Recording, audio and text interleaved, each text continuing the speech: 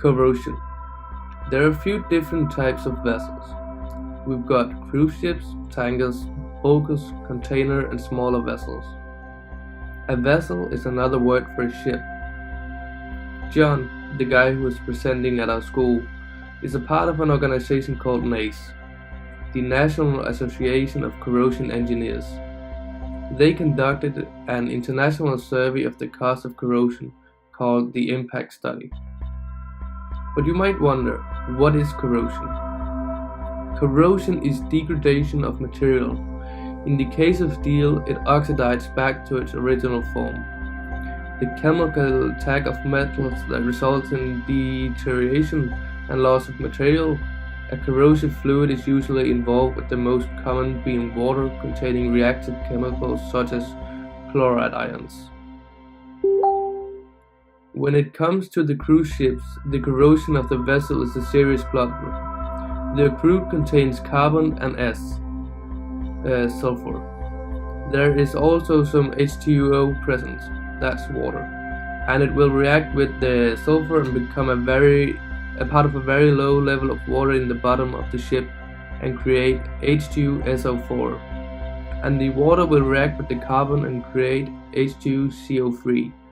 Both of these are acids and they create corrosion in the bottom of the ship. In the overhead of the ship you have condense formed, and that will create heavy corrosion in the overhead of the ship.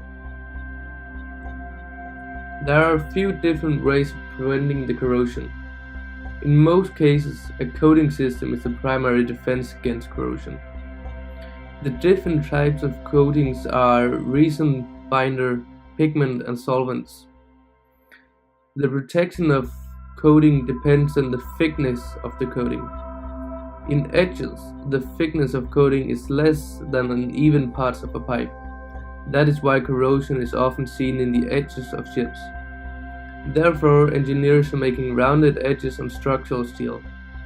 You can also use some other material, like stainless steel, which of course is more expensive.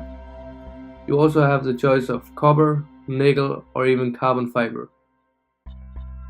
As corrosion is a very big problem, IMO came up with a series of classifications of corrosion, which a vessel has to pass to be able to go sail. They have regular service of a vessel, to make sure that the vessel can sail out into the ocean without having the corrosion breaking the ship in half midways, as this sadly has occurred before. Therefore the OPA 90 started. This means that the ballast tank should be at least 3 meters broad, protecting the crude tank, preventing an oil spill like the one close to Antarctica in 1998. But since then, the corrosion of ships has gone down as coatings, sealants, and other ways of preventing corrosion has been greatly improved.